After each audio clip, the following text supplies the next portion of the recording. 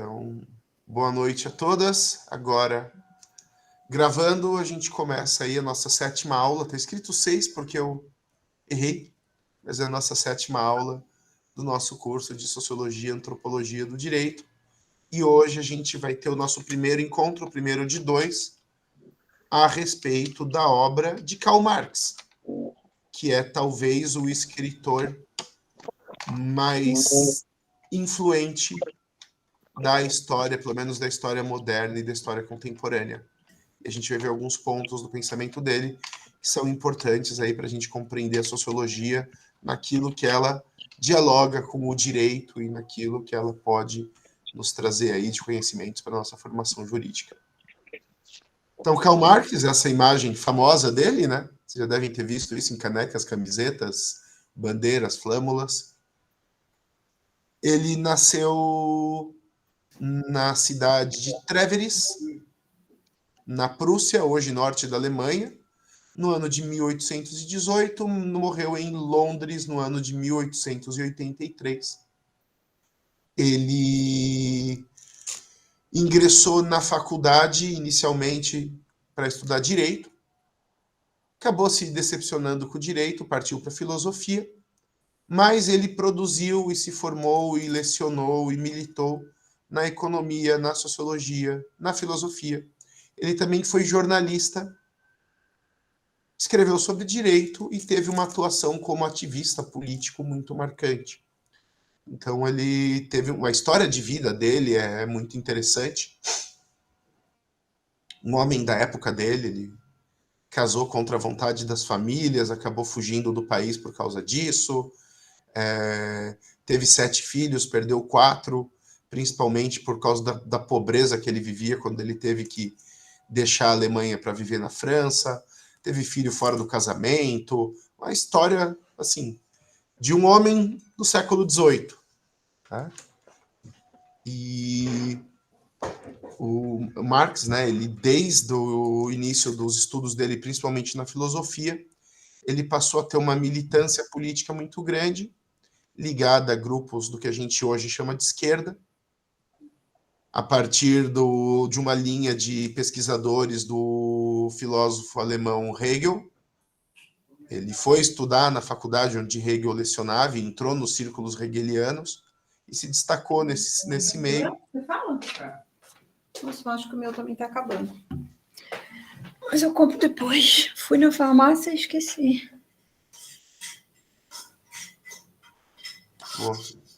Vou desativar o teu som aqui, Cláudia. Ah, desculpe. Foi mal. Se for na farmácia e comprar dipirona ou Alivium, alguma coisa dessas, me manda, porque tá ruim aqui hoje. Imagino que sim. Então tá. Então ele começou uma militância política muito grande nesse período dele de faculdade. E ele terminou o doutorado dele em filosofia. O orientador dele, o grupo ao qual ele se filiava, caiu em desgraça na Prússia, porque o cara foi acusado de ser ateu e foi mandado embora da universidade, e por ele ser discípulo do sujeito, ele também caiu em desgraça e viu, pelo menos na Alemanha, a possibilidade de uma carreira acadêmica acabar. Então ele foi trabalhar no jornalismo, se tornou correspondente de alguns jornais, e nesse trabalho ele começou a denunciar questões referentes ao governo da Prússia, governo esse que depois se tornou o governo da Liga do Norte da Alemanha, que por sua vez se tornou o primeiro Reich alemão, que fez a unificação da Alemanha. Ele não era muito bem visto na Alemanha, pelo menos do ponto de vista do governo, acabou por isso tendo que deixar o país. O casamento dele contra a vontade da família também não ajudou. Se mandou para Paris. Em Paris ele passou necessidade. Também foi perseguido e fugiu para a Bélgica. Aí da Bélgica foi perseguido, voltou para a Alemanha. Acabou que ele conseguiu, depois de alguns anos, se estabelecer na Inglaterra. E o curioso é que ele conseguiu se estabelecer na Inglaterra, porque a Inglaterra do século XIX era um país que tinha um regime extremamente liberal e por ser um país extremamente liberal, era, dentre as nações europeias, a que melhor respeitava a liberdade de expressão. Né? Enfim, grande parte das suas pesquisas, as suas obras de maturidade, com destaque ao Capital, que junto do Manifesto Comunista é a sua obra mais famosa, foram escritas na Inglaterra. E por ele ter uma atuação política muito forte no período e que foi unida a pesquisas e a uma atuação acadêmica bastante competente, a sua obra se tornou certamente a mais influente dentre aquelas que tiveram relevância política, especialmente no século XX. Tanto que o nome dele, o movimento que ele inspirou e que hoje leva o nome dele, que é o marxismo, segue presente, mais ou menos relevante, em praticamente todos os países do mundo. Né? Para o bem ou para o mal, para os que gostam, para os que desgostam, o comunismo, que não para em Marx, mas que não nasce com Marx e não para na obra de Marx, mas que tem um diálogo muito grande com a produção e com a visão de mundo desse autor, ele é uma força política atuante, presente, forte no mundo, ainda nos dias de hoje, tá certo? Das principais obras de Marx, ele foi um autor muito prolixo, escreveu bastante, publicou bastante, então a gente, assim, não é uma lista extensiva, né? De fato é uma lista de principais obras. A gente tem ali no período dele de juventude a Crítica à Filosofia do Direito de Hegel, e essa obra é importante porque é ali que vai surgir a ideia de dialética em Marx. Eu vou explicar para vocês daqui a pouquinho, mas a ideia da dialética materialista e do fluxo da história como palco da luta de classes e como palco da relação do homem com o mundo e do homem com o homem por meio do trabalho e da economia. A gente vai ter um princípio disso em Hegel. A gente tem o livro sobre a questão judaica. A gente tem as teses sobre Feuerbach, que eu, inclusive, passei o link sobre o link dessa obra para vocês. A gente tem um outro livro chamado A Ideologia Alemã, onde Hegel rompe especialmente com os chamados hegelianos de esquerda, dos quais ele era integrante no início da sua caminhada acadêmica, e o quanto ele vai denunciar todo tipo de idealismo como ideologia. O Manifesto Comunista, que todo mundo já ouviu falar e já ouviu alguma frase desse livro, consciente ou não, onde ele coloca as teses principais do movimento comunista, e essa é uma obra que, consciente ou inconscientemente, influencia e mesmo determina o andamento dos movimentos políticos de esquerda até os dias de hoje. O 18 Brumário de Luiz Bonaparte, que trata da questão da ideologia, de como o Estado, mesmo quando não governado por burgueses, é um instrumento da burguesia. E porque o comunismo ele precisa não abolir, mas absorver o Estado para conseguir fazer com que cesse a opressão.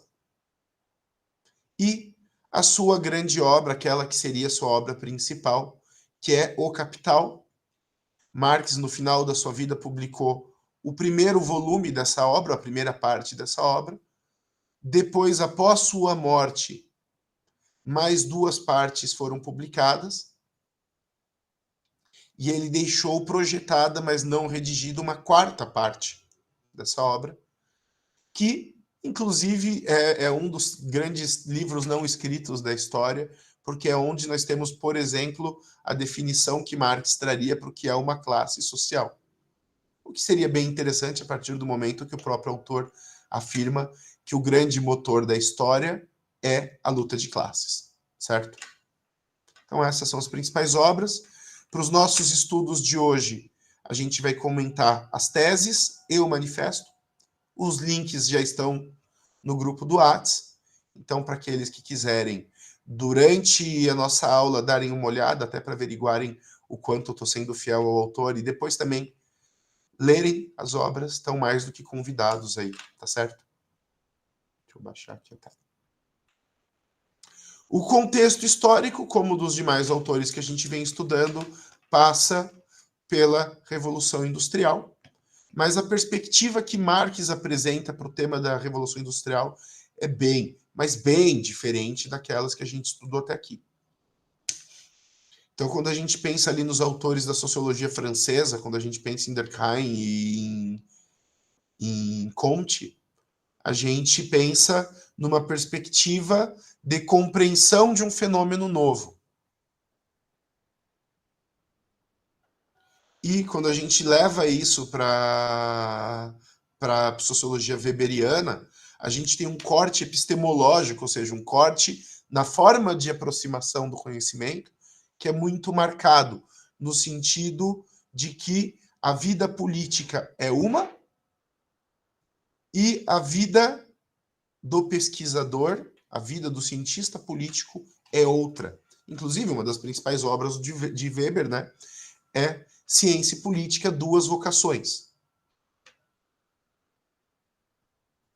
Marx, ele não poderia estar mais longe dessa ideia de que o sociólogo precisa ter um olhar metodológico, porque distanciado. E vocês devem se lembrar que nos outros autores que a gente estudou nas nossas últimas aulas, nós perdemos aí um tempinho considerável discutindo questões de método. Oi, Mayara, boa noite. Tirar tuas faltas.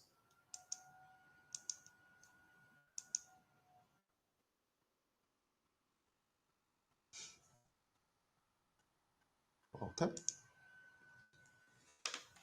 Então a gente perdeu um tempo considerável com os outros autores discutindo questões de método, ou seja, qual que é a posição do sociólogo enquanto cientista face à sociedade, porque o ideal da ciência é um ideal da observação com um certo afastamento, e o sociólogo, enquanto integrante de uma comunidade, ele precisa de um método para conseguir observar o fenômeno social ao mesmo tempo em que ele nele se encontra inserido. Para Marx, não. Marx ele tinha a ideia de que a sociologia, assim como todos os outros saberes que ele articulava na produção dele, na história acadêmica, intelectual dele, tinham por objetivo não compreender o mundo, mas transformá-lo. Então, para que serve o saber sociológico? Serve para fazer a revolução. E aí ele vai buscar o rigor científico, o rigor metodológico, que ele afirma científico, no que diz respeito à análise do fenômeno histórico. Ele vai enxergar na história aquilo que ele considera que é o motivo último dos grandes fatos históricos, o motivo último e o motivo principal da organização da sociedade enquanto tal, e o motivo último que justifica a existência das instituições sociais.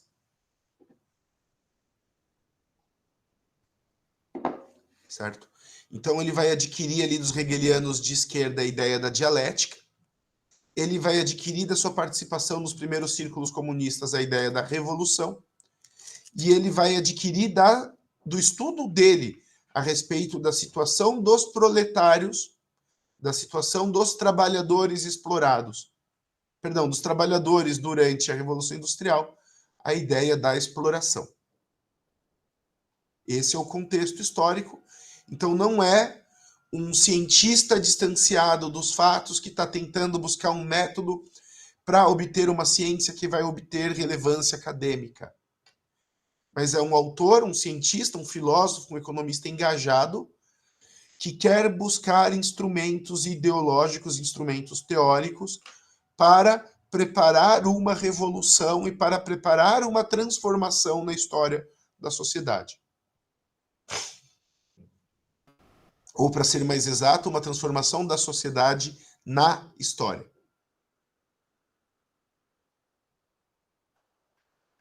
Certo? Então, a gente está falando aqui de uma sociologia e de uma atuação que ela é engajada e que ela é material. Marx não está preocupado com as ideias que circulam numa determinada sociedade ou enquanto os fatos sociais com suas diferentes origens eles influenciam outros fatos sociais. Vocês devem se lembrar que a gente estudou isso em Weber, né? Eu fiz a leitura ali quando a gente estava estudando o espírito do capitalismo. E eu fiz a leitura para vocês do versículo bíblico que trata da questão da predestinação e de como uma questão metafísica teológica gerou resultados na política e gerou resultados na economia. Para Marx, essas questões elas são, na verdade, ideologias.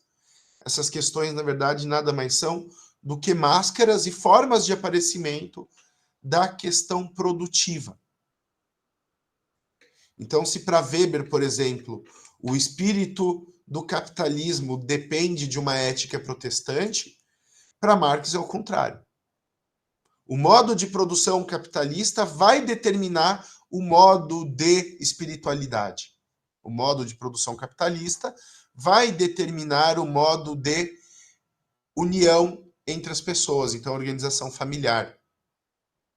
O modo de produção capitalista vai influenciar a organização política e, consequentemente, o direito.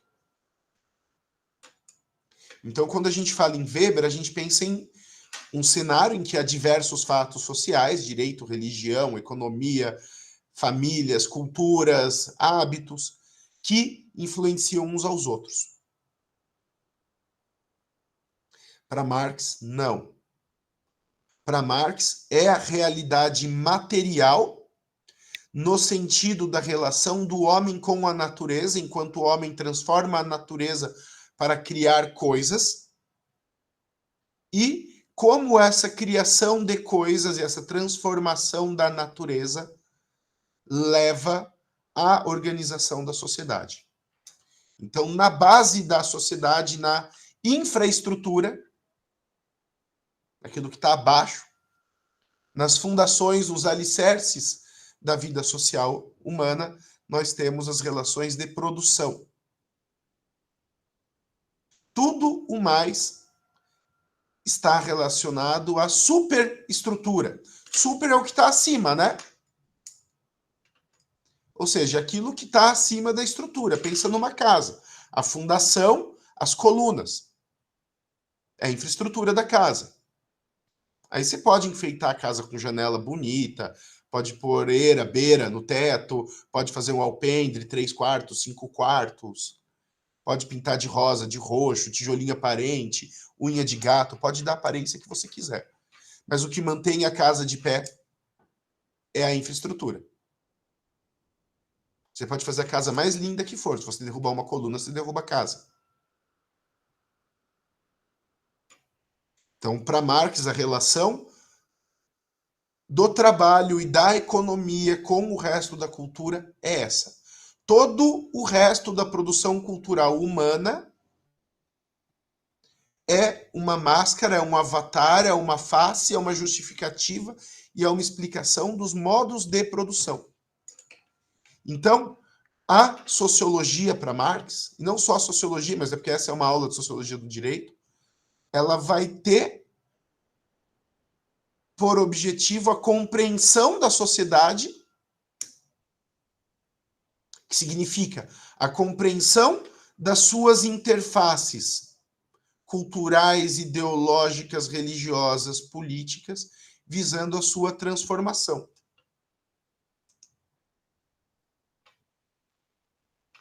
Opa, boa noite. Santa Ângela, creio que seja o Thiago, né? Boa noite, eu mesmo. Opa, deixa eu tirar tuas faltas aqui, então. Obrigado, professor. Valeu, bem-vindo. Todo mundo presente, hein? Gostei de ver. Karl Marx está dando ibope. Onde é que eu estava? Então, o objetivo Não é um saber teórico que vai ou não vai ser acolhido como ciência acadêmica. Não. A ideia é como que eu enxergo as realidades das superestruturas da sociedade, visando a sua transformação. Mas a transformação, de fato, só vem, isso se eu estou falando de marxismo clássico, de marxismo a partir de Karl Marx. Os partidos de inspiração marxista hoje não necessariamente seguem essa visão. Mas de como as realidades sociais justificam, escamoteiam, glorificam ou disfarçam as relações de dominações na economia. O homem, e lembre-se, toda sociologia tem uma antropologia. Toda sociologia repousa numa visão do autor, do sociólogo e daqueles que o estudam a respeito do ser humano. O homem marxista é o homem que se relaciona com a natureza, com o mundo e com o outro por meio do trabalho. O que é que diferencia o homem dos demais animais? O que é que diferencia o homem das outras coisas que existem no mundo? E Marx reviraria no túmulo ouvindo essa expressão. Mas qual seria a natureza humana para Marx? Porque para o marxismo, obviamente, a natureza humana ela é construída na história. Mas o homem é aquele que transforma a natureza, que lavra a terra, que transforma a terra selvagem, lembrem-se, significa da selva, tá? Transforma a terra selvagem em lavoura, que transforma os minerais em arma, que transforma que transforma os metais em lâmina, que transforma os alimentos em alimentos, que cria a indústria, que cria o comércio.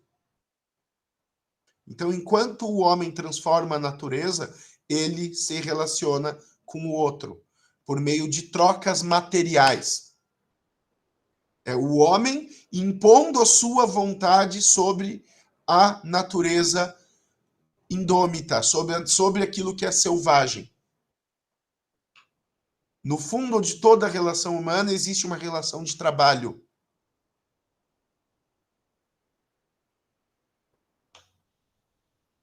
E o trabalho, obviamente, ele vai impor para a sociedade uma certa organização. Porque os diferentes produtores, que vão se especializar em diferentes tipos de trabalho, vão ter modos de vida diferentes.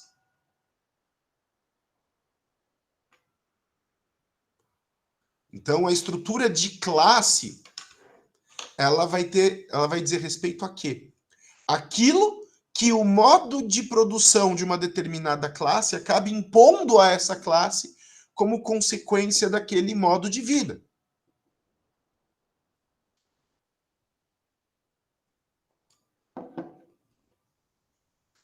Então, se a gente pensa na classe do camponês, ele é alguém que tem um modo de vida lento em comparação ao burguês, porque o trabalho dele depende do ciclo da terra e do ciclo do calendário mesmo. Tempo de plantar e tempo de colher. Que é diferente da estrutura. E assim, a pessoa que convive numa sociedade rural, ela vai ter uma noção de tempo, uma noção de espera, uma noção de família, uma relação com a religião, uma relação com o próximo diferente. Se a gente pensar na estrutura de classe do artesão, o artesão transforma a natureza, ele não espera. Se a gente pensar no ferreiro, se a gente pensar naquela pessoa que trabalha com curtume, se a gente pensar na tecelagem, não na tecelagem industrial, mas na tecelagem artesanal. Essas pessoas não colhem o que a natureza traz, mas elas transformam a natureza. E esse transformar vai trazer uma outra dimensão de tempo, uma outra dimensão de fé, uma outra dimensão de família, uma outra dimensão de casa, uma outra dimensão de relação de trabalho. Então, as estruturas de classe, elas estão determinadas pelo modo de produção. E na medida em que os grupos produzem coisas diferentes e que os diferentes produtores agregam ao redor de si diferentes pessoas nas suas relações de solidariedade e de domínio, essas estruturas de classe são, de fato, aquilo que vai caracterizar as diferentes sociedades. Então, para eu estudar uma sociedade antiga, eu não tenho que entender a filosofia dela, eu não tenho que entender a religião dela, eu não tenho que entender a organização social pelo direito. Se eu entender, isso para Marx, a organização econômica dessa sociedade, eu vou entender os motivos que justificam a fé, que justificam o direito, que justificam a família, que justificam a política.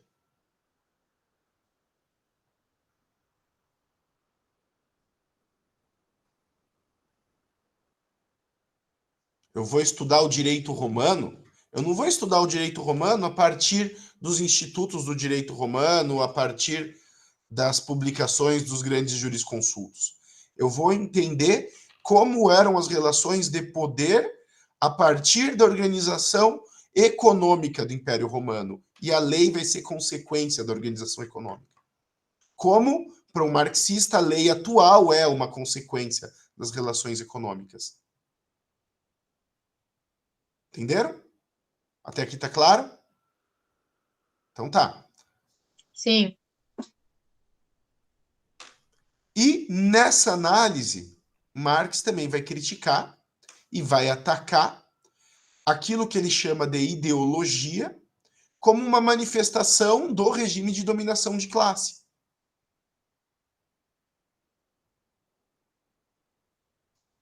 Então, quando a gente vai dar uma olhada ali no manifesto do Partido Comunista, cadê? Tá aqui. História. Cadê?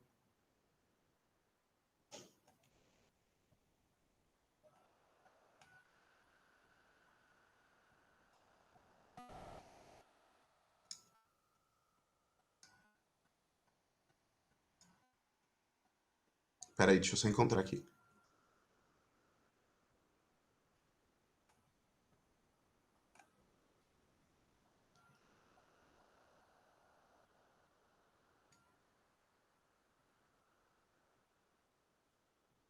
Ah lá.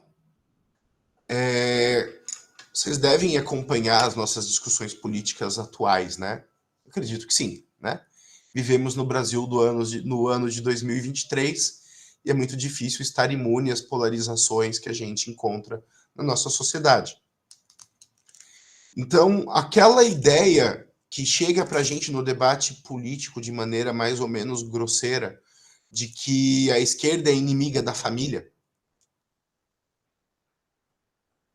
e você tem ali Deus, família e propriedade de um lado e subversão, dedo no cu e gritaria do outro. Essa discussão ela já vai estar presente no manifesto do Partido Comunista. Então, lá em 1840 e pouco, quando Marx escreveu a respeito disso, já lançando os fundamentos do que viria a ser o Partido Comunista, porque os partidos comunistas eles estão organizados em diferentes países do mundo, mas eles se enxergam como uma unidade, como um todo orgânico, porque o proletariado não tem pátria. O que ele vai dizer?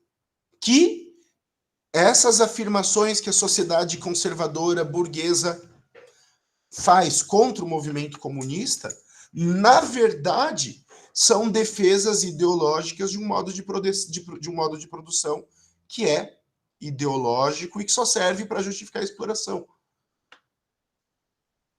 Olha lá. Abolição da família. Abolição. Eles querem acabar com a família. Fala, ok? Já ouviram isso em algum lugar? Já, né?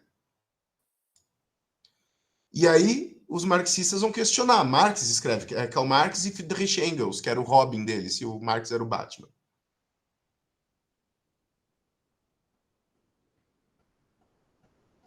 Até os mais radicais ficam indignados diante desse desígnio infame dos comunistas. Sobre que fundamento repousa a família atual, a família burguesa? No capital, no ganho individual. A família, na sua plenitude, só existe para a burguesia, mas encontra seu complemento na supressão forçada da família para o proletariado e na prostituição pública. Então, sim, os marxistas atacam a família, mas por quê? Porque o discurso de família burguesa, ele só é possível para os marxistas a partir da expropriação do resultado do trabalho que os burgueses fazem contra os proletários. E eles chegam numa situação de miséria econômica, que vai se manifestar numa miséria pessoal, numa indigência tal, que eles não conseguem constituir família.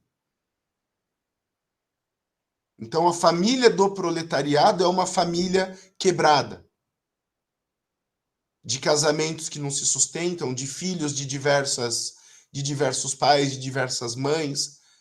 E aí vem o comunista e fala, a gente vai acabar com a família. Por quê? Porque o proletariado já não tem família. Porque a vida no capitalismo industrial inviabiliza para o proletário alienado, e nós vamos falar de alienação daqui a pouquinho, essa vida da família burguesa doriana. Vai trabalhar 14 horas por dia e criar 4, 5, 6 filhos. As pessoas não conseguem, de fato elas não conseguem. E aí o marxista faz o discurso contra a família. Por quê? Porque a família, esse discurso da propriedade, especialmente que se propaga por meio do direito de herança, ele vai ser simplesmente uma forma de dominação do burguês sobre o proletário. Você defende a família porque você quer defender que os frutos do meu trabalho, eu, proletário, que os frutos do meu trabalho passem para os seus filhos e não para os meus.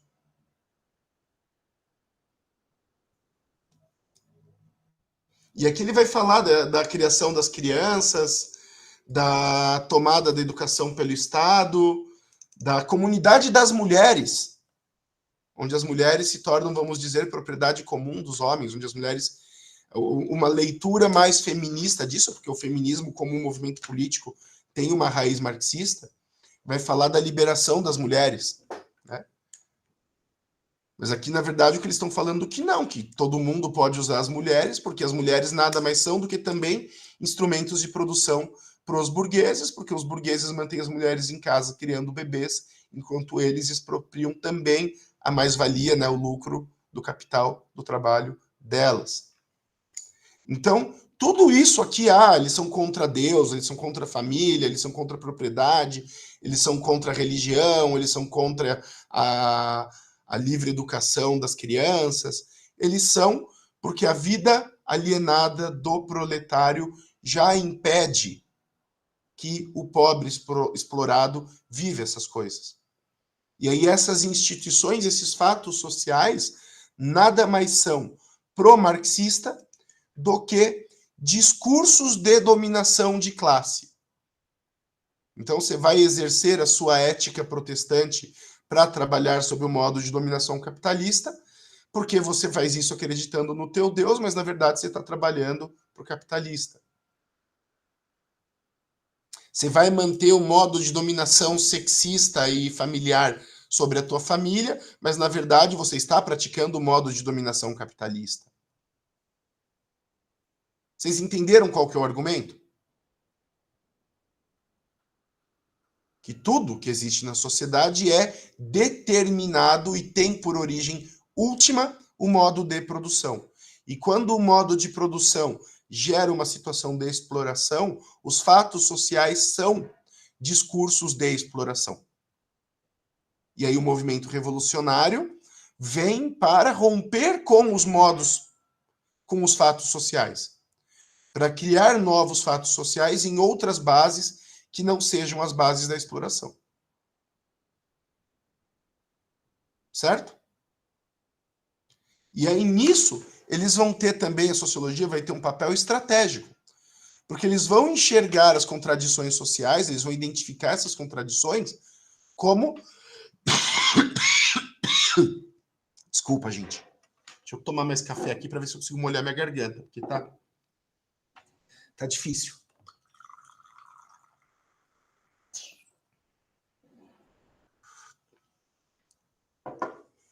Eles vão identificar essas contradições sociais todas como elementos de subversão. Então, se há uma relação de exploração no seio da família, entre o homem e a mulher, ou entre os pais e as crianças, eles vão alimentar esse discurso como elemento de ruptura. Porque a família é uma das facetas do modo de produção. Então, vamos atacar a família para atacar o modo de produção. Se há nas relações entre empregadores e empregados uma contradição na apropriação das riquezas dos trabalhadores por parte dos empregadores, vamos apontar essa contradição para gerar nos trabalhadores revolta, para que eles ataquem o fundamento ideológico do trabalho, a ética do trabalho, o contrato de trabalho, a ordem jurídica do direito, sei lá, o que for, e com isso ataquem o modo de produção e a concentração do capital na mão da burguesia. Então isso aqui não é um mero conhecimento teórico, mas é uma arma de batalha. É um instrumento de guerra. O objetivo do marxismo é a revolução. Ponto. E o que é a revolução? É o momento em que os proletários tomam para si o controle dos meios de produção. Eu vou chegar nisso daqui a pouquinho.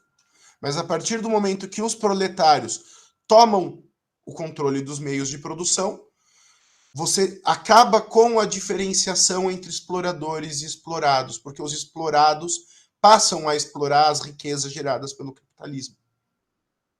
E aí, não é que os fatos sociais desapareçam, mas eles vão surgir sobre outras bases que são mais justas.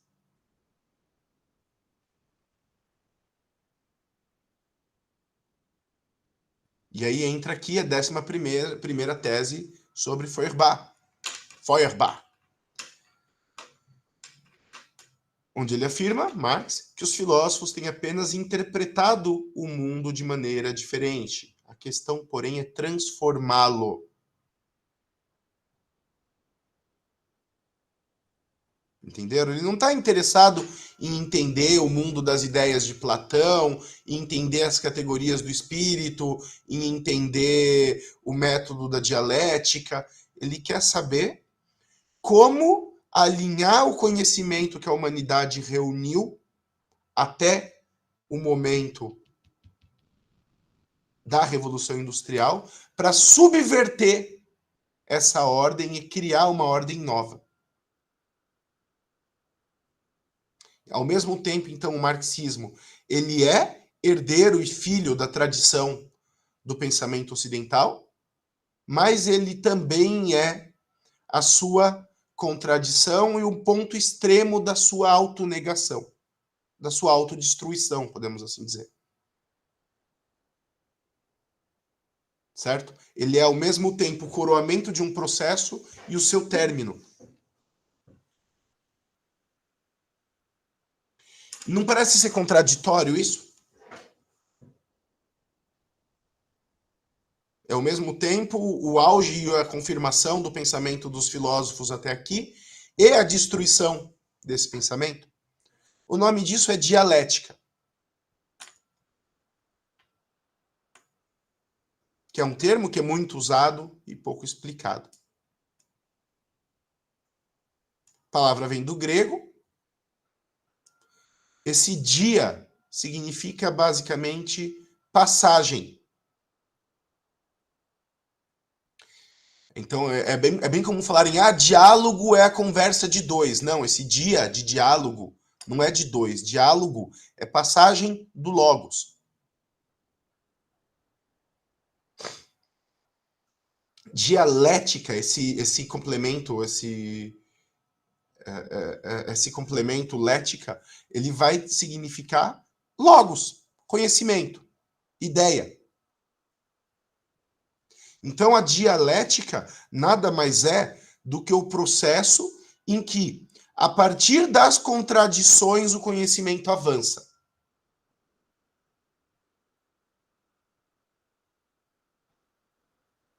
A partir das diferenças, a partir dos conflitos, o conhecimento avança, a história avança, a humanidade avança. Para Marx, ele tira isso do pensamento de Hegel,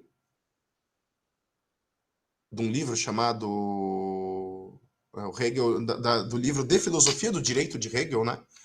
Ele vai tirar a ideia de que toda a história humana, toda a civilização humana, ela seguiu por meio de um processo dialético, onde o homem entende a si mesmo por meio da história. Então, é na história, ou seja, na passagem do tempo, na tradição, em que os conhecimentos, as instituições são criadas, e elas são criadas, são destruídas, as filosofias sobem, descem, os impérios aparecem, desaparecem, as religiões aparecem, desaparecem. E, para Hegel, tudo isso aponta para a culminação do processo histórico na figura do Estado. Então, por que o Estado moderno ele é tão importante? Por que as teorias constitucionais são tão importantes? Por que as revoluções que a gente estudou até aqui são tão importantes? Porque elas são o momento em que o espírito humano, entre a vontade de poder afirmada na política e a vontade de sentido afirmada na religião, chegam a uma síntese. E essa síntese é o Estado. Um aparato racional e simbólico que legitima a prática do poder e permite que cada homem encontre o seu lugar e a sua justificativa, a sua justificação histórica para a própria existência.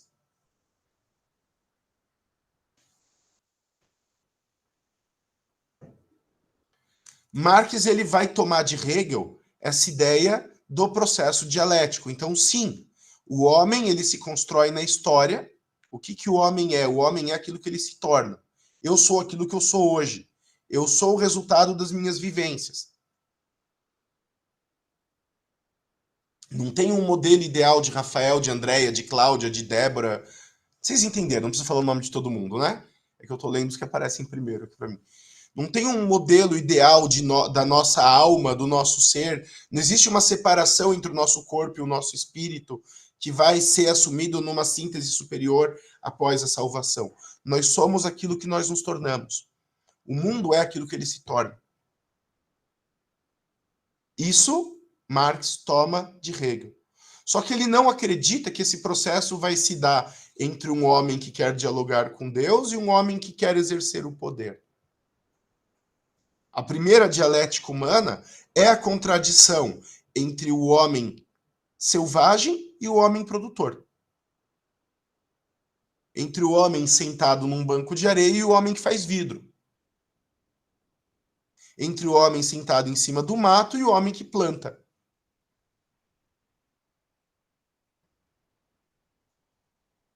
Então, a primeira dialética, a primeira passagem do Logos é do homem sobre a matéria. E também da matéria sobre o homem.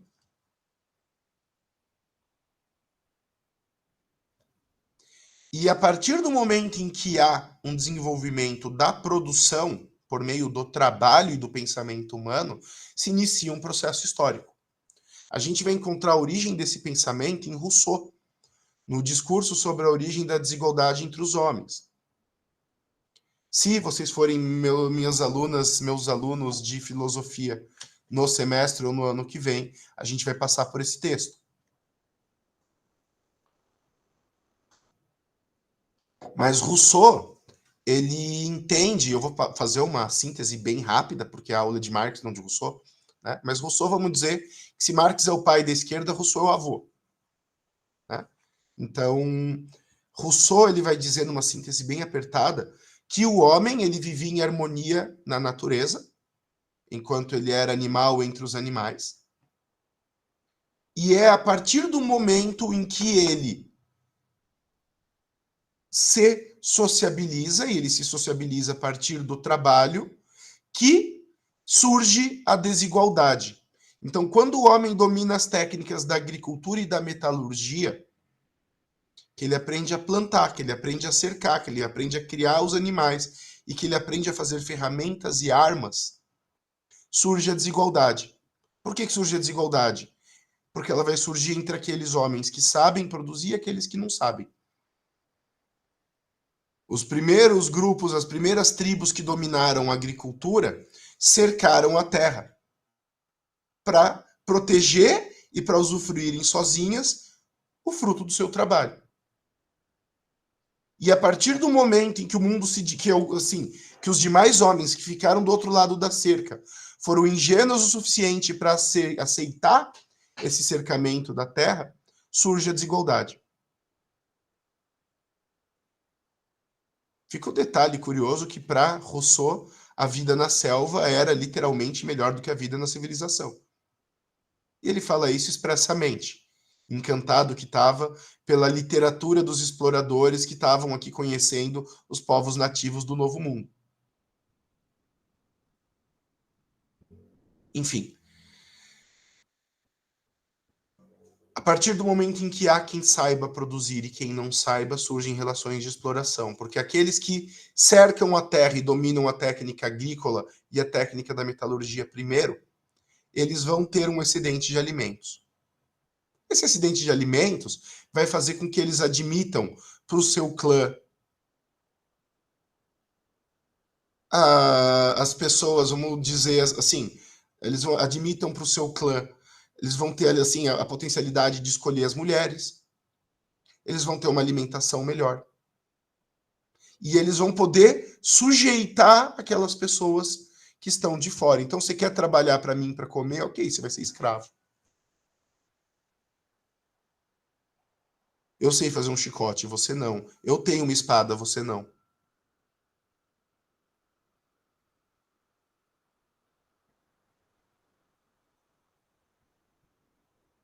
Então, a dialética, e aí essa sociedade que vai se estruturar no escravismo, num primeiro momento, ela vai ter a sua justificativa.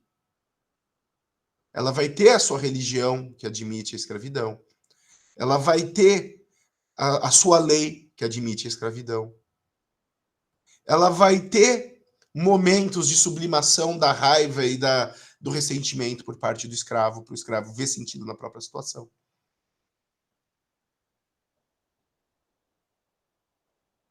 Isso vai levar a uma tensão, isso vai levar a uma situação de exploração, e essa tensão entre o escravizado e o escravizador vai levar a uma transformação da sociedade.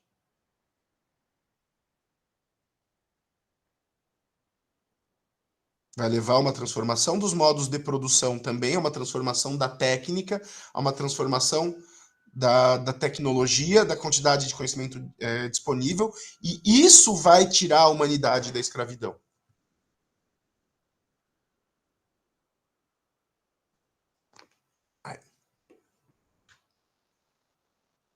Então é a matéria que determina o espírito.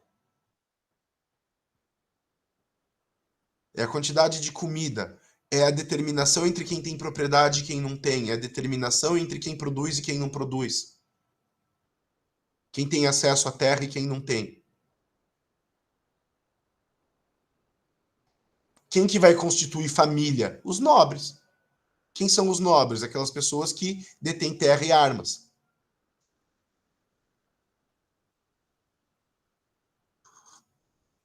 Quem que vai ter direito a voto na democracia grega? Os donos de terra e os grandes comerciantes, os donos de navios. Não o estrangeiro, não o escravo, não o servo, não a mulher.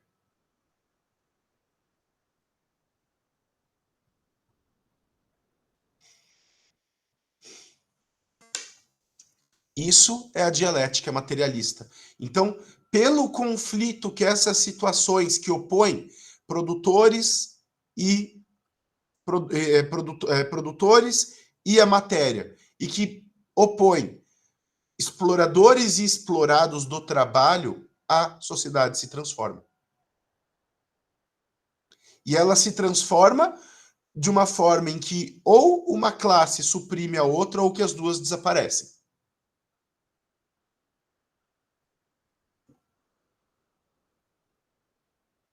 Então, a sociedade feudal é a superação dialética da sociedade escravista. A sociedade capitalista é a superação dialética da sociedade feudal. E, para os marxistas, né, a sociedade comunista vai ser a superação dialética da sociedade capitalista. Porque quando desaparecem as condições materiais de sustentação da burguesia, necessariamente a nova classe, que é a classe proletária, deve advir como a classe dominante.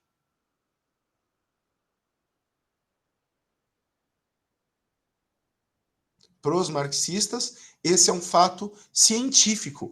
E essa dialética materialista pro-marxista é a ciência da história. A luta de classes é o motor do mundo. Na medida em que os modos de produção levam a contradições dentro da sociedade, os conflitos que essas contradições provocam fazem com que a história se mova. E o resultado desses conflitos determina os fatos sociais. Tá claro até aqui? Perguntem, gente.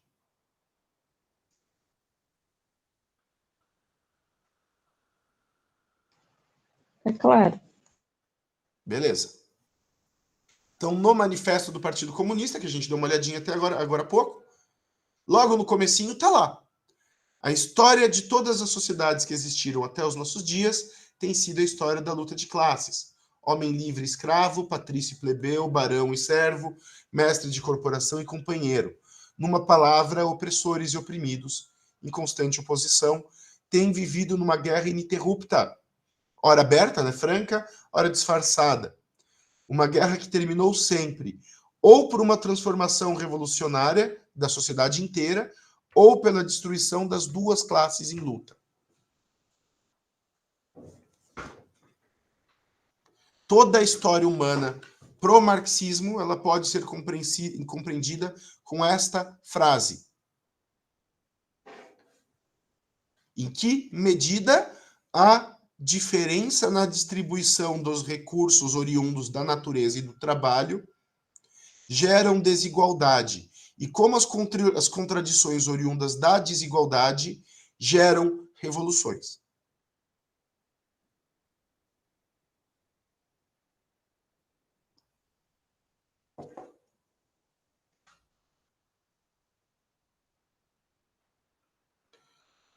O problema, e aí vamos entender qual que é o problema do marxismo e de Karl Marx com a burguesia. A gente cresce na nossa aula de história, na nossa aula de geografia, ouvindo o pessoal sentando malho na burguesia.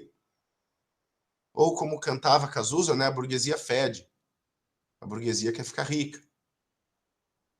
Ele era burguês também, assim como Marx também era, mas enfim. A classe burguesa é a mais revolucionária das classes. Primeiro ponto.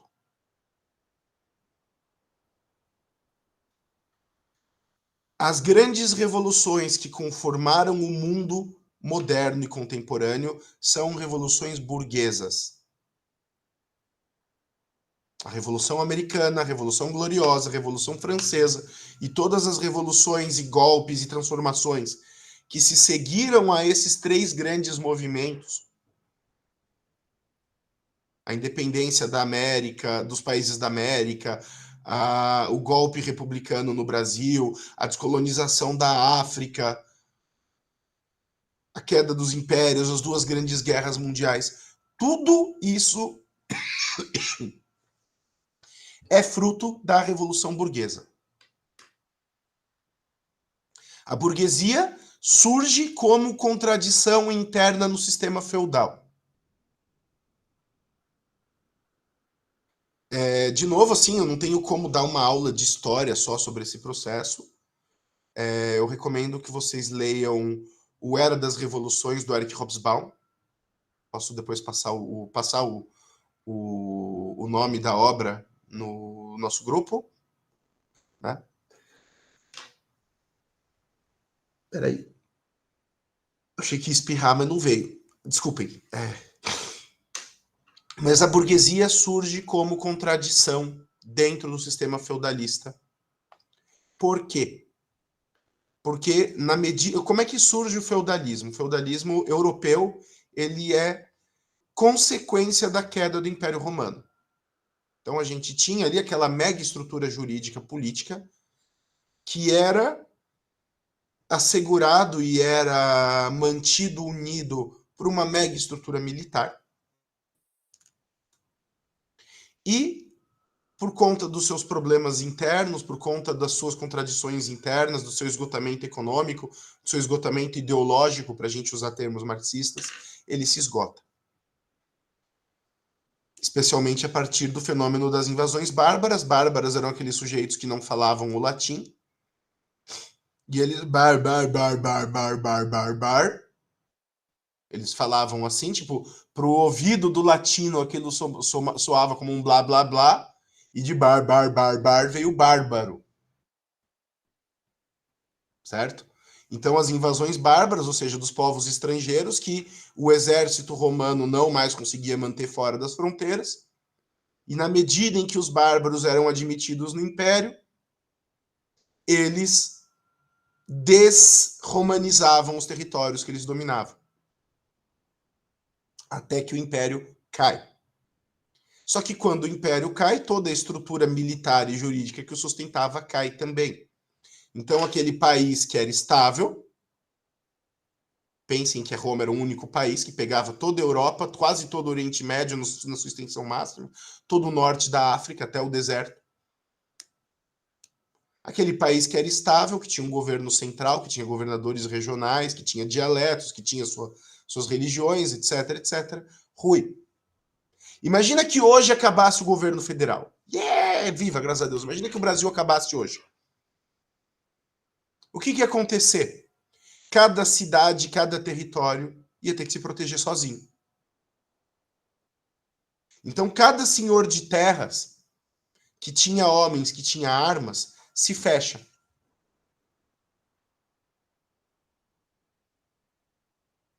Cada região autônoma, cada grande fazenda, cada grande área de produção, cada castelo se fecha.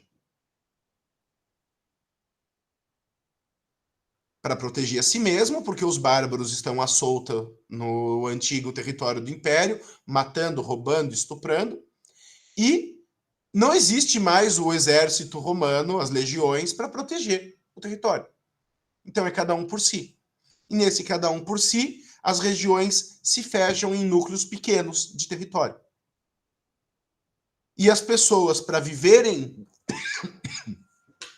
dentro desses territórios e serem protegidas, elas são aceitas nos diferentes feudos, desde que elas sirvam ao senhor daquelas terras. Então você tinha ali um acordo em que o senhor feudal, com os seus nobres, que eram os seus guerreiros, protegiam aquele território, e em troca dessa proteção, os camponeses trabalhavam, e uma parte da produção dos camponeses era destinado para manutenção, para alimentação e para a riqueza dos nobres. Certo? E essa ordem, ela durou aí por baixo um milênio. Acontece que na medida em que a ameaça bárbara passou,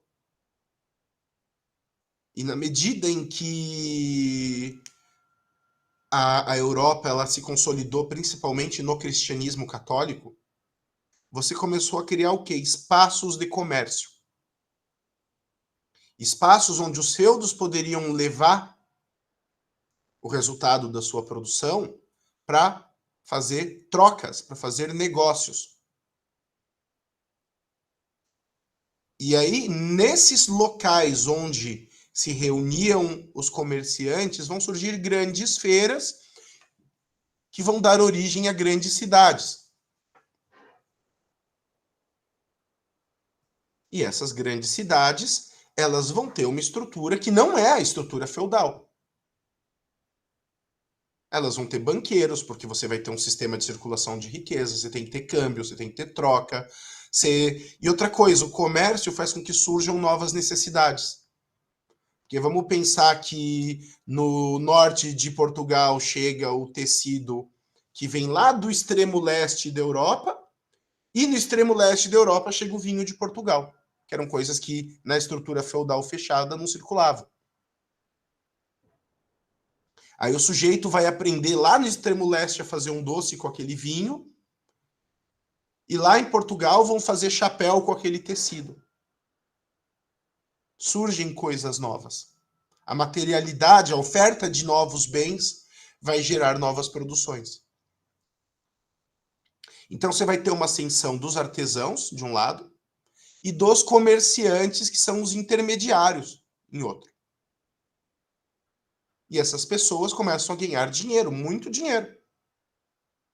Só que como que está organizado o poder na estrutura feudal? Terra e arma. Os burgueses, o que é o burguês? É o habitante do burgo. Burgo é cidade. Tipo Fraiburgo, em Santa Catarina, cidade livre. Joanesburgo, África do Sul, cidade de João. Burgo é cidade. Então, o burguês, que é simplesmente a pessoa que mora na cidade, ele tem dinheiro, mas ele não tem poder. Para ele ter poder, ele, em primeiro lugar, vai se aliar a alguns senhores contra outros para aumentar o território dos feudos, criando os estados nacionais, e para isso vai surgir a doutrina do absolutismo. E os reis absolutistas, eles vão dividir os senhores entre leais e inimigos, e as guerras vão ser financiadas pelos burgueses. Então, com o dinheiro, eles conseguem um território maior para poderem negociar livremente as suas mercadorias e aumentar a influência da cidade. E num momento posterior, quando os estados nacionais estão se consolidando, eles vão querer acesso ao poder dentro dos estados. E aí eles vão se voltar contra os reis absolutistas. Então vocês percebam que uma mudança no modo de produção, uma mudança no modo que a riqueza circula, gera uma contradição, uma oposição entre a nova classe ascendente e a velha classe decadente. E essa oposição, depois de séculos de lutas, ela vai ser resolvida em uma ordem nova. E essa ordem nova vai começar no norte da Itália e vai se espalhar pelo mundo, que é a ordem capitalista. E a ordem capitalista ela vai ser extremamente revolucionária, por quê? Porque a ordem medieval, a ordem feudal, ela vai estar assentada em milênios de discurso ideológico. Então você vai ter pelo menos um milênio de legitimidade das nobrezas dos senhores de terra, depois dos reis, que governam por mandato divino e que dizem o direito dentro da terra, e esse direito, obviamente, é uma relação de expropriação, porque é o quanto que o servo deve abrir mão do seu trabalho para trocar por proteção e segurança.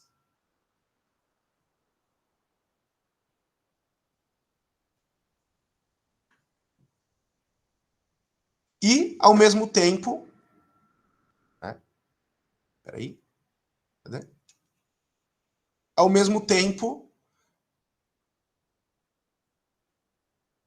a ordem medieval ela vai estar muito calcada na questão religiosa. Porque você vai ter ali quase que uma onipresença do cristianismo católico, que está plenamente acomodado e amoldado ao modo rural guerreiro de ser daquele mundo. E que para Marx nada mais é do que o ópio do povo e a justificativa religiosa daquela ordem econômica. Então, quando o marxismo ascende, quando a burguesia ascende, ela vai ascender contra a nobreza e contra os reis. e ela literalmente enforca os reis ou corta a cabeça deles. Isso tem um significado simbólico gigantesco, porque eles, quando decapitam um rei, por exemplo, quando mataram Luís XVI na Revolução Francesa, eles estão matando o princípio divino da autoridade na política, eles estão expulsando o Deus da vida pública. Quando eles matam a ordem rural baseada na servidão, eles estão esvaziando o modo de ser rural daquelas comunidades. E, num momento posterior, quando o acúmulo de capital que a burguesia obteve ali em 2, 3 séculos dá o início à Revolução Industrial, eles vão derrubar o modo de vida, porque as pessoas vão sair do campo para a cidade, vão derrubar a organização familiar, aquela noção de família expandida, de primos, de muitos filhos, vão detonar a organização religiosa, porque o sentimento da fé vai ser separado da vivência dela. A fé católica ela é essencialmente uma fé comunitária, e a fé urbana burguesa, mesmo dos católicos hoje, é uma fé individual, mais do que comunitária, pelo menos na experiência dela. Então você muda a organização do trabalho, você muda a organização do sexo, você muda a organização da religião, você muda a organização política, você cria um novo Estado que vai ter um novo arcabouço jurídico, você cria as declarações de direitos, você cria o constitucionalismo. Não existe na história humana uma revolução maior do que foi a Revolução Burguesa. Nada é parecido com o processo de transformação que a humanidade passa do século XVIII ao início do século XX. Nada.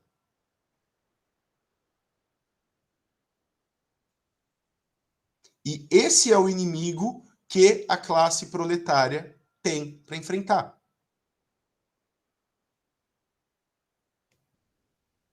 Certo? Qual que é, segundo os marxistas, a grande contradição que vai levar à destruição da burguesia? Quando você pega a ordem medieval e depois a primeira ordem burguesa, pré-capitalista, mercantilista, como podemos dizer, você tem o quê? Uma multiplicidade de classes. Então você tem os servos agricultores, você tem os artesãos, você tem os pastores, você tem os ferreiros, você tem os guerreiros, você tem os sacerdotes. Você tem as corporações de ofício de cada profissão, que são organizadas de maneira bem hierárquica. E você tem uma vinculação, lembrem-se que para Marx o homem é o que ele faz profissionalmente. Você tem uma vinculação para esse homem entre a vida dele e o trabalho que ele exerce. Lembrem-se, por exemplo, na quantidade de nomes, principalmente no mundo anglo-saxão, de nomes de família que são simplesmente profissões. Smith, ferreiro. Quem mais? No Brasil a gente tem o próprio Ferreira, né? Eu estou pensando aqui em outros sobrenomes. O Gold, normalmente banqueiros e judeus convertidos. Gold, Goldman, Goldenstein. É o pessoal que lida com riqueza, enfim. Nós temos vários nomes que vão vir da profissão. Então a pessoa se identifica com o trabalho, a pessoa é o trabalho. A pessoa é o que ela transforma na natureza. E ela pega o couro e entrega o sapato. Ela coloca semente e vende o alface. Ela empilha as pedras e entrega a casa. Ela domina o processo produtivo. E ela vive de acordo com aquele processo produtivo.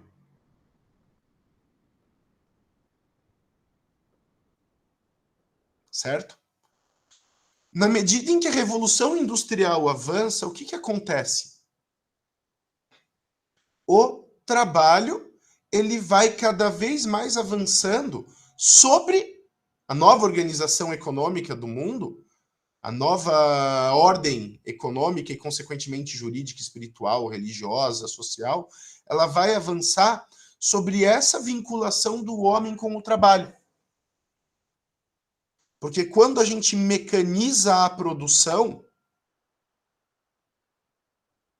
o resultado é que a profissão do homem, do proletário, do operário, é a operação da máquina. Ele faz uma pequena parte de um pequeno processo que vai levar à criação de um produto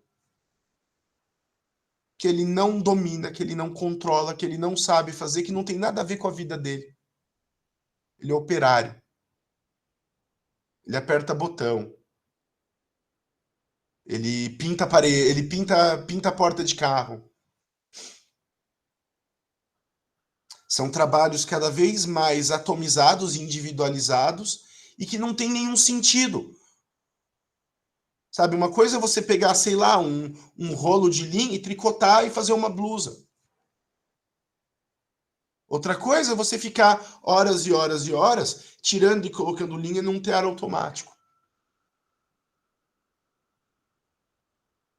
Se o homem se relaciona e encontra sentido na vida, no mundo, encontra o seu lugar e constrói a ordem dos fatos sociais a partir do trabalho, que ordem social é essa do homem que realiza um trabalho sem sentido nenhum? Sentido, literalmente, no significado de direção. Tipo, vai para Campo Largo, sentido centro, sabe? Não está indo a lugar nenhum. Eu não vou pegar um pedaço de couro e entregar um chapéu. Eu vou pegar um pedaço de couro e entregar couro cortado. O que vão fazer com couro cortado? Eu não sei. Eu corto o couro. Só que qual que é a contradição? Na medida em que a burguesia avança sobre essas classes, que seriam classes intermediárias, ela vai proletarizar todo mundo. Desaparecem quase que os artesãos, desaparecem os agricultores, desaparece todo mundo. Você vai ter capitalista, que são aqueles donos de fábrica e do capital que mantém as fábricas funcionando, e proletários que operam as máquinas que fazem as fábricas funcionar.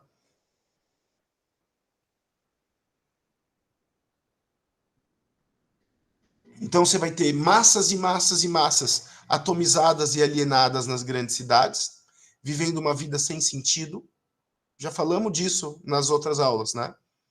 Vivendo uma vida de aglomeração, de sujeira, de degradação espiritual, de degradação física, de doença. E uma minoria cada vez mais rica, enriquecendo cada vez mais, enquanto ela se beneficia dessa ordem. Até que chega um momento em que a acumulação de capital em um extremo é tão grande e o número de desvalidos do outro lado é tão grande que essa contradição necessariamente leva ao conflito. E esse conflito necessariamente, para o marxista, é revolução.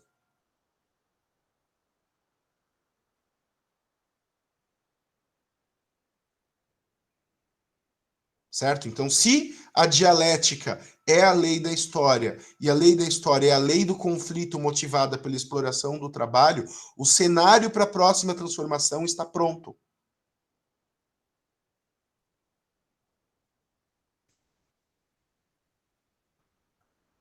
A burguesia avança proletarizando as demais classes até atingir uma divisão fundamental e intransponível entre burguesia e proletariado. Por que o marxista, por que o esquerdista em geral odeia o pequeno burguês, o pobre metido a rico?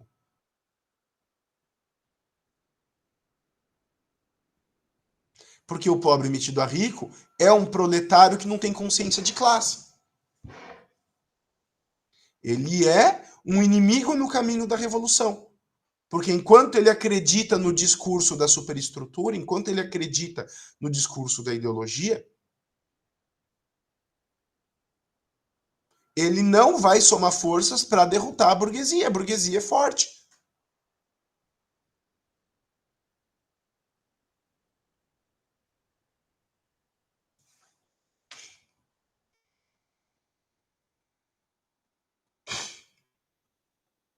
E reparem que assim não há acordo possível. Pro marxista, não há acordo possível. Os movimentos marxistas tradicionais, eles são contra o chamado reformismo. Ah, vamos melhorar as condições do trabalhador, vamos subir salário, sabe? Essas coisas pro marxista são simplesmente desculpas dos burgueses para manter os proletários na miséria. O que existe ali é a dialética, é a tensão, e ele vai trazer uma figura bem marcante em filosofia, que é a do senhor e do escravo, que é da obra de filosofia do direito de Hegel. O senhor só existe enquanto existe o escravo. Se ele mata ou liberta o escravo, ele também mata em si a sua própria senhoridade. Assim, enquanto escravo, na medida em que ele se revolta contra o senhor, ele se revolta contra si mesmo. Porque eliminando o senhor, ele elimina a sua própria condição. Então não tem meio termo.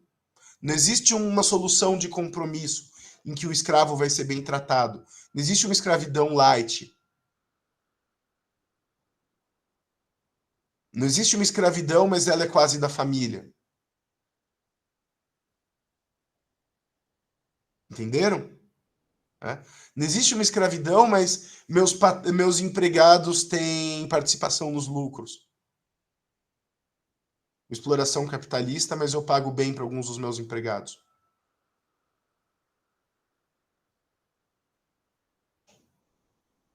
Não existe meio termo, não existe acordo. Até porque o trabalhador, quando ele se revolta, e a gente pensar nesse trabalhador da indústria do século XIX, alienado, fudido, empilhado nas periferias, sem mulher, sem filhos, sem Deus, sem pátria.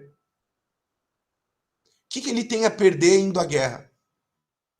O que ele tem a perder indo à revolução? Porra nenhuma. Se ele morrer, o que vai... E daí, se ele morrer? Ele vai morrer de qualquer jeito, trabalhando 12 horas por dia na fábrica? Então, você tem no fundo do movimento de revolução um certo desespero. No sentido literal de desesperar, de nada mais esperar. A religião não é consolo, a política não é consolo, o direito não é consolo.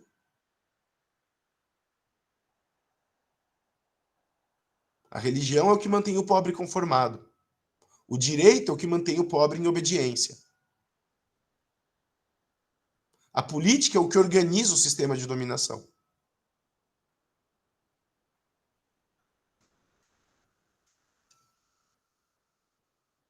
E o trabalhador, quando enxerga isso, ele mais nada tem a perder do que reconhecer que essa condição dele é a condição dos iguais a ele, se unir em consciência de classe e, se unindo em consciência de classe, partir para a batalha aberta em nome do proletariado para tomar os meios de produção, tomar os bancos, tomar as fábricas.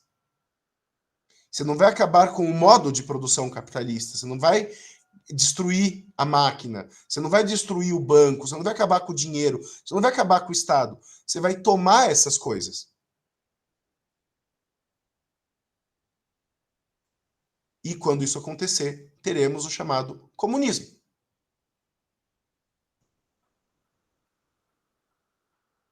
Certo? Então essa é a situação. A sujeição do proletário é uma sujeição econômica, mas essa sujeição econômica, ela vai se manifestar a partir das superestruturas. E aí a gente pode fazer um exercício, né? Não um exercício literal de vocês precisam me entregar, mas de pensar em que momento que a gente consegue enxergar o direito como uma desculpa ideológica do capitalismo. Quem que arrisca falar?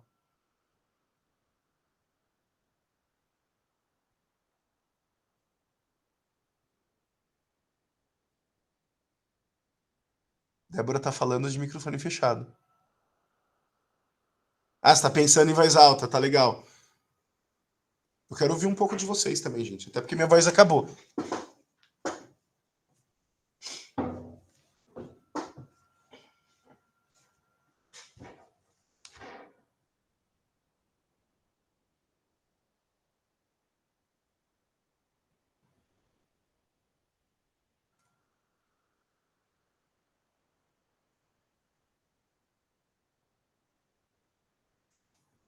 Em que momentos que eu consigo pensar o direito como um instrumento de dominação de classe? E só isso.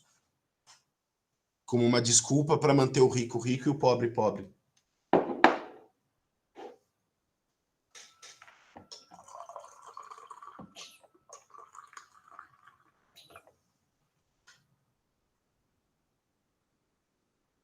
Ninguém? Primeira coisa que me veio agora são essas. O que está acontecendo agora de tentar, né, novamente colocar isso de. Que surgiu agora dos ministros terem esse foro privilegiado e algumas coisas assim, né? Mas está tentando pensar fora de política e partidário, assim. Mas Uhum. Ah, sei lá, que a vamos lá. gente pega muito pelo. Tem muito isso do preconceito que já pega isso de classe, né? Quando você olha preconceito da rua, que nem. Nossa, tem tanto exemplo naquele 100 Humanos, Naquele o quê? Desculpa, eu tô bem na hora no que você 100 falou. Humanos, na série 100 Sim. Humanos, tem muito exemplo. Que parte ali do direito, quando você, né, julga alguém que cometeu um crime mesmo, mas Sim. você só olha pela aparência da pessoa, você já pega o direito, influencia naquilo, né? Quando o teu advogado fala, ó, você vai lá numa audiência, você se veste de tal jeito, você se porta de tal jeito, e isso vai influenciar na tua condenação, na tua sentença, sei lá, já em tudo Uhum, sim, sim. influencia. Não, mas, assim, pensando a própria lei, sabe? Se a gente pensar, por exemplo, no direito de família. O que é o direito de família, se não uma instrumentalização da transmissão do capital e do patrimônio daqueles que detêm capital para os que não detêm capital? Por que eu preciso regulamentar o direito ao matrimônio, o direito de herança? Aliás, por que há direito de herança? Aliás, são em poucos países que tem isso, né? Que é obrigatório que a tua herança seja, né, que o teu patrimônio vá para os teus filhos. Não, não. A maior parte dos países adota um regime parecido com o Brasil, que você tem uma parte da herança que é necessária e uma parte que é disponível. Eu É. pensei que a Não, não. Isso maioria é, fosse, isso é o regime meio que padrão. né? O que é, na minha opinião, né? Um Uhum. absurdo. Tipo, obrigatoriamente tem que ir para os meus filhos. O que eu construí, eu não posso dispor do Mas meu você pode patrimônio dispor em vida, você não é obrigada. como eu quiser. Você só deixa para os seus filhos se você morrer com o patrimônio na mão. Não, não pode, professor. Pode sim. 50% Não, só se se eu eu tô gastar. vivo e eu quiser vender tudo e jogar para cima, eu posso. Então, só se eu Depois de vender. morto, se eu deixei patrimônio, aí não. Mas nada me impede em vida de dar uma outra destinação para o meu patrimônio. Só se vender e gastar. Oi? Mas se eu Só se quiser eu vender e vender. doar para os outros em vida, eu posso. Então, mas só se eu vender ou gastar, ou, Isso, né? em vida? Mas eu não posso dizer isso vai para essa pessoa, aquilo vai para aquela. Não, não. Não pode. Depois de morta, Num não. Mas testamento deixar, tipo, deserdar um não. filho. Só se Não a pessoa pode, né? só se houve uma situação muito grave de desonra, de Então, crime. pois é. Uhum. Mas isso pode ser feito em vida. Enfim, Isso pode ser feito em mas, vida, né? né, coisas do direito. O que os bilionários vêm fazendo agora é criando fundações, né? Justamente para quê? Para Então, isso manter não a é concentração. não é, isso não entra também uma parte do direito que não entra na tua pergunta? Não é Com certeza, com certeza. Vocês já repararam que quase todo bilionário está criando fundação? sim, Ou já cria, né? uma Fundação Roberto holding, né? Marinho, Fundação Bill Gates, Fundação Neymar Júnior, todas essas grandes empresas e grandes fortunas vêm criando fundações. Inclusive, eles chegam ao ridículo de falar que não vão deixar nada para os filhos porque vão doar toda a fortuna. Sim. E eles doam a fortuna para a fundação assume o direito de gerir as empresas e o capital que foi amealhado durante a vida, e os filhos e os herdeiros, para terem acesso àquela fortuna, precisam se manter unidos, trabalhando, vivendo enquanto família. Isso aí é um instrumento da geração atual sobre as passadas e um instrumento de concentração de capital. Claro. Sabe? Lembram da Paris Hilton? Uhum. Vocês repararam que ela sumiu? Ela não está mais na mídia, faz anos que não sai nada da Paris Hilton.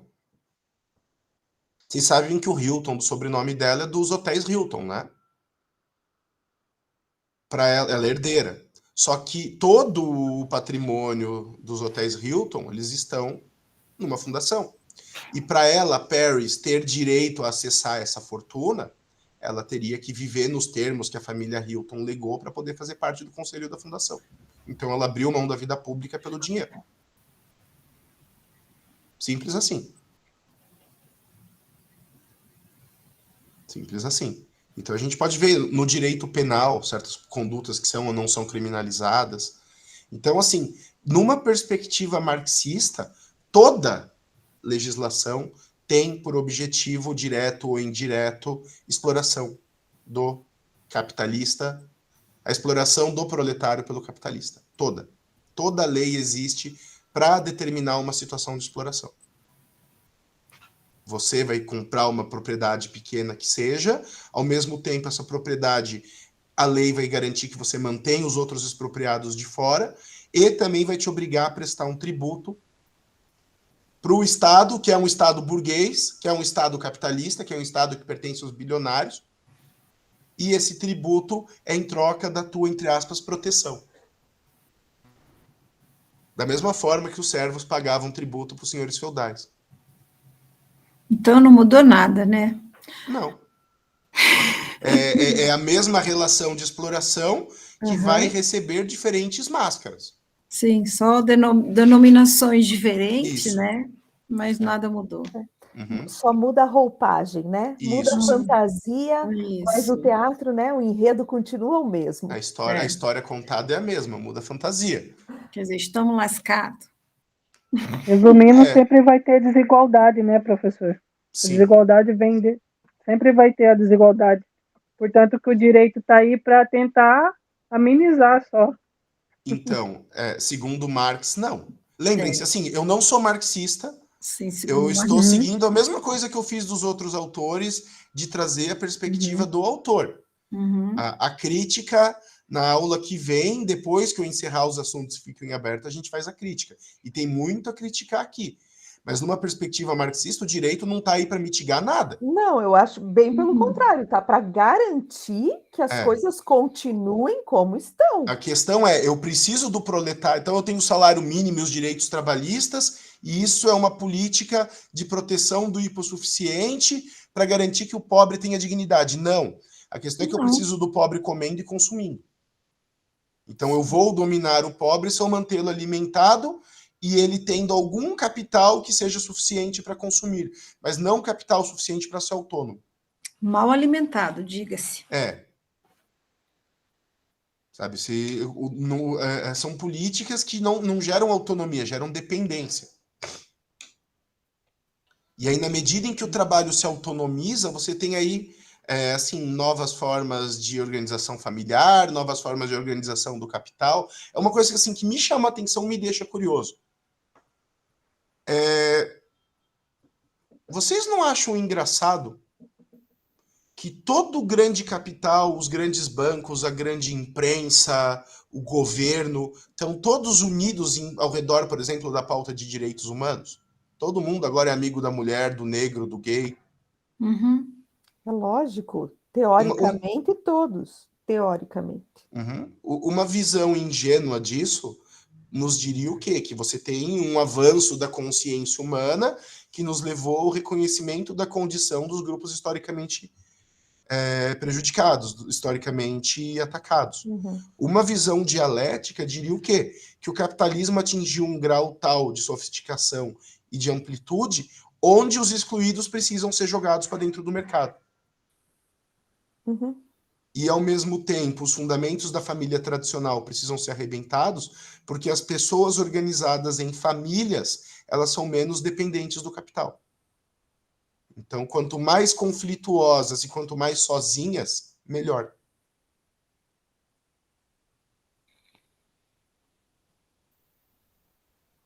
Fica mais suscetível, né? Sim, mais dependente. Mais dependente. Claro.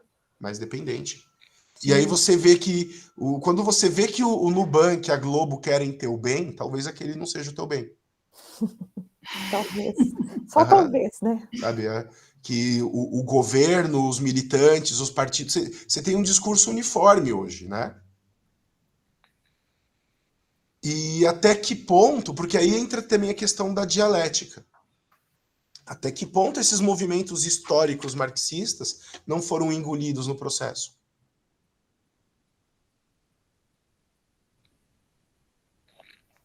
Sabe? É uma coisa que, assim, é uma coisa que eu sempre penso, sabe? Uhum. Eu não tenho uma resposta, não é um ensinamento, é uma dúvida que eu carrego. Porque se o conflito é o motor, até que ponto essa extensão de direitos e esse discurso de inclusão, ele também não é um mecanismo de alienação? Sempre tem uma contradição interna em todo o discurso. Ele sempre está mascarando uma relação de dominação.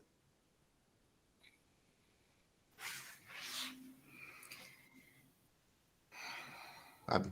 Pensem no direito penal.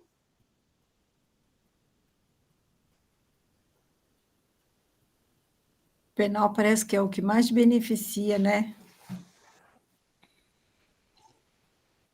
É que o direito penal ele está diretamente ligado à esfera de proteção da propriedade.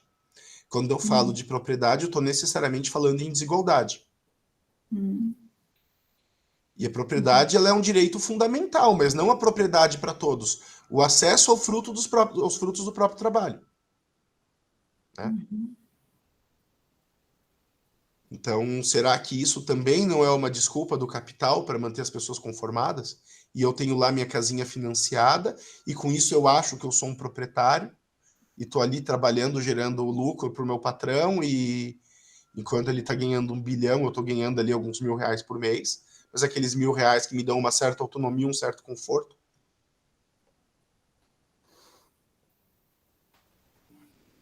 Eu não sei, sabe?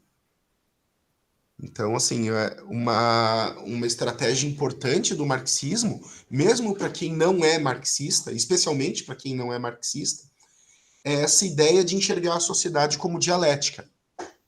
Uhum. As coisas sempre são aquilo que elas dizem e o contrário delas ao mesmo tempo. As coisas sempre são contradição. Sabe? Pensem na educação. A gente ouve muito o discurso da importância da educação. Educação é tudo, todos pela educação. O Brasil, todos os países do mundo gastam bilhões com educação. Ao mesmo tempo, o não investimento em educação e a não inserção da criança na escola gera uma alienação. Mas também a escola, enquanto instrumento de Estado, é um instrumento ao serviço do capital, que vai ensinar para a criança aquilo que ela tem que aprender para servir. Vai aprender a passar 6, 8 horas sentadas, vai aprender a responder a sirene, vai aprender a ter chefe. É, porque nem mais pode ser reprovado, né? Não, você tá. O que sobrou hoje é aquilo que os pedagogos mais contemporâneos chamam de currículo oculto. Você vai aprender a obedecer. Você vai cumprir um programa que te torna apto, ou deveria te tornar apto a entrar no mercado de trabalho, para servir o Estado e servir o capital. O professor é, ao mesmo tempo, um revolucionário, porque ele tira as crianças da ignorância e ensina a emancipação, e ele é um funcionário, porque ele está fazendo ali numa posição de Estado a mando do poder. Isso é dialética, isso é oposição. Dessa situação, essa situação é insustentável. Eventualmente, ela vai ter que ser superada.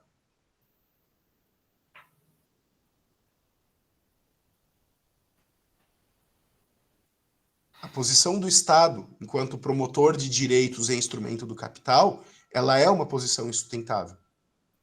Ou o Estado serve o povo, ou o Estado serve o dinheiro. Não tem como servir dois senhores.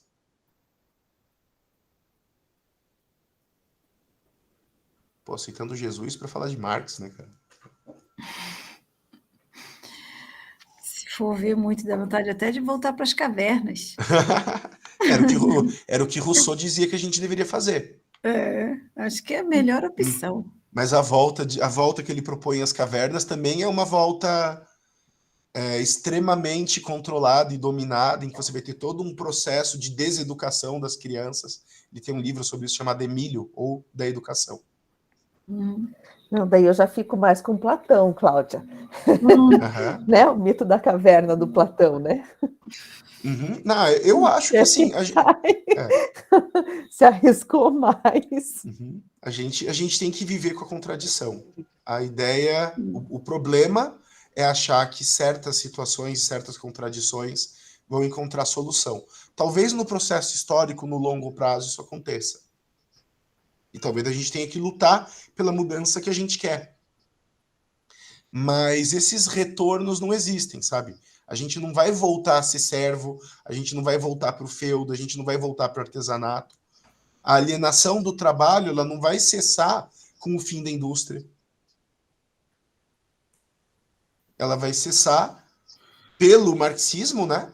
Pela tomada dos meios de produção, porque as pessoas vão se reunir e vão dizer, olha, nós temos esse aparato capaz de gerar riqueza, o que vamos fazer com a riqueza?